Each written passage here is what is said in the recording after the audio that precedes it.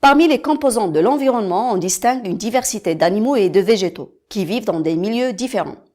Malgré ces diversités, certains êtres vivants ont en commun des caractères qui peuvent permettre de les classifier. Cette classification facilite leur identification. Comment donc classer ces êtres vivants? On va commencer tout d'abord par la classification des animaux. Dans un milieu de vie, les animaux sont nombreux et différents.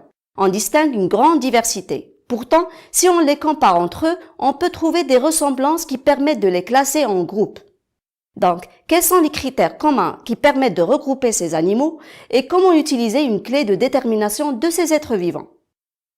Pour classifier les animaux, on identifie d'abord un ou plusieurs critères, puis on les regroupe selon la présence ou l'absence de ce critère qu'ils ont en commun.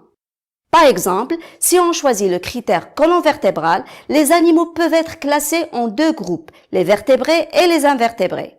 Si on choisit le critère revêtement de la peau, les vertébrés peuvent être répartis en 5 classes. Les poissons avec une peau recouverte d'écailles qu'on peut détacher une à une, les amphibiens avec une peau nue et humide, les reptiles avec une peau recouverte d'écailles soudées, les oiseaux avec une peau recouverte de plumes et les mammifères avec une peau recouverte de poils.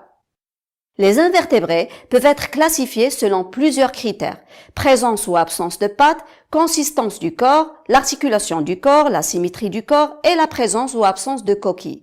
Par exemple, si on prend le critère présence ou absence de pattes, on distingue les insectes avec 3 paires de pattes, les arachnides avec 4 paires de pattes, les crustacés 5 paires de pattes ou plus, les myriapodes plusieurs paires de pattes. Pour le critère absence de pattes, on trouve les vers, les mollusques, les échinodermes et les cnidaires. Il ne faut pas oublier aussi les êtres unicellulaires animaux nommés les zooplanctons, constitués d'une seule cellule.